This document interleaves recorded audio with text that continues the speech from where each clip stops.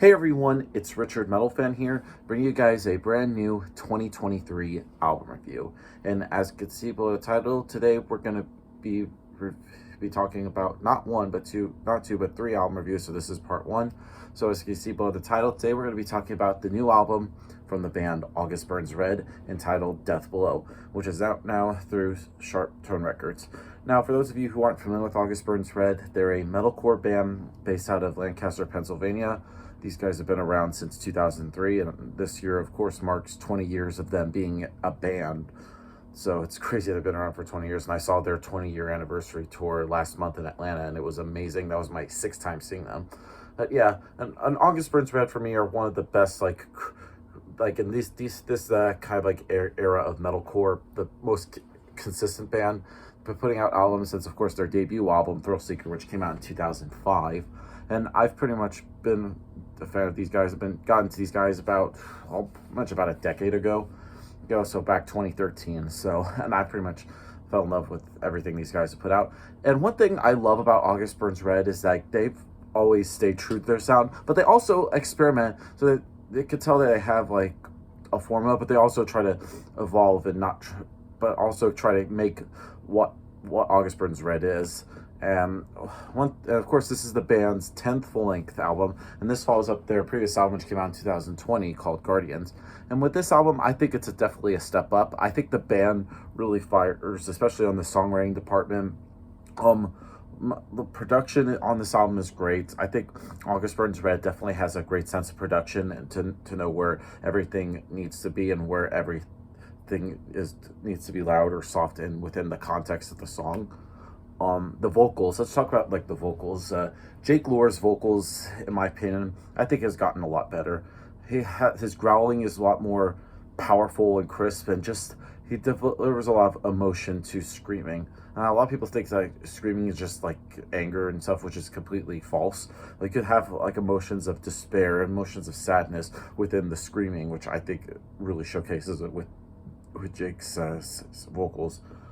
The guitar work on this album is pretty tight. JB Brubaker and Brent Rambler both come up with some really great riffs. And I've mentioned this before in other reviews of August Burns Red, but I think they basically are one of the few bands that just has like new riffs every time. They never reuse anything. It's just always fresh. And the riffing that JB comes up with is great. Like, I think he's one of the best songwriters who has like that really great guitar tone and everything. The bass on this album is pretty tight. Dustin Davidson really stepped up on here. You could definitely hear how the bass just cuts in really well. He pretty much locks in with what the guitars are doing with the melody and what the drums are doing with the rhythm. And drumming wise, Matt Greiner does a really great job holding down the fort with the drums. In my opinion, I think he's one of the best metal drummers going right now. So I pretty much rambled on for a little over 3 minutes. So let's dive into this album track by track. Now, starting things off is Premonition, which is the first time that August Burns Red has an intro track to an album. It goes from like clean guitars and some really good drumming building to a climax with a little bit of a spoken word part from Jake, which then goes right into the next song, which is called The Cleansing. And this track features great measures of like rhythms and chuggy breakdowns, along with the more melodic passages, which is yet another strong moment in the August Burns Red catalog. And some of the chord progressions have a bit of more of a melancholic than normally expected from an August Burns Red, and has pretty much an unexpected layer of depth to the song itself. Hopefully, I think it's a pretty good song. Next song on the album is called Ancestry, and this is the first single released from Death Below. Now, this song starts off with August Burns Red classic signature style, and Jake pretty much reminds us how we missed him in the band. And this song has a guest vocal appearance from Jesse Leach of Killswitch Engage. In fact, there's a lot of guest appearances on this album, which some people think it could be unnecessary, but I think Jesse kind of slips into this song really early, and just like him and Jake just go seamlessly, feeling like they're like a separate verse feature. And the track develops, I bet you, the two of them pretty much alternate on vocals, and that really much just sets a really great song and a really great way to first expect new August Burns Red when their single was released. Next song is called Fool's Gold in the Bear Trap.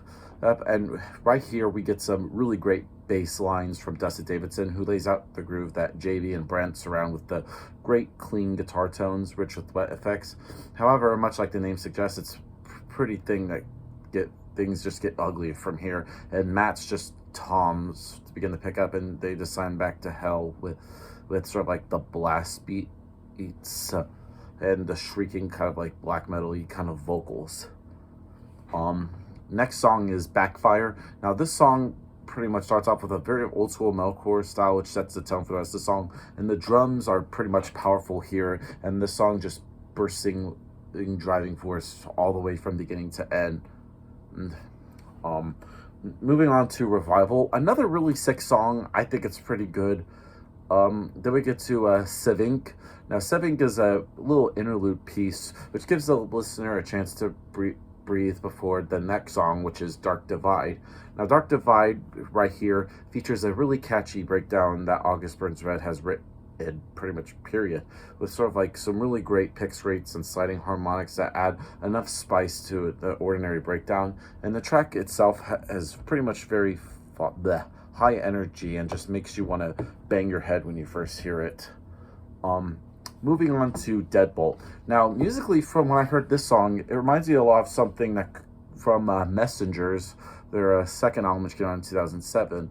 And it's always so awesome to see how the band has pretty much evolved in the 20 years that they've been around, but still sound like themselves in a way. And they always have that element, whether it be the guitars, the vocals, or whatever it may be, that make you think of the name when you first hear it. And the song is all of that, from the specific style, the breakdown, and the intricate leads that plays over top of it. Moving on to The Abyss.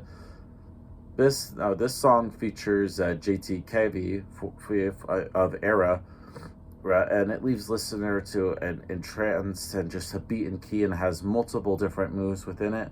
No matter how far they stray away from that, it always managed to tie in and work within the song in a kind of like a very kind of like jazzy way. And then we close things out with Reckoning, which features a guest vocals from Spencer Chamberlain from Underoath. Now this song pretty much sees sort of like the ebbs and flow through the technical circuit as expected, up until the midway mark with the calm interlude bridges, which has Spencer singing, which completely transforms the tempo and energy of the song, and before it just transitions to like the really just sick mayhem that August Burns Red is known for. Now overall, Death Below by August Burns Red, another sick addition to their discography. I really love how these guys have just come a long way in the 20 years of them being in a band, from 2003 to now 2023. So yeah, so if I have to give this album a score, I'm going to give Death Below by August Burns Red a solid 9 out of 10. So yeah, that's my review of the new August Burns Red album, guys. Let me know in the comments what you guys think about it, and I'll see you all in the next video. And as always, keep it metal.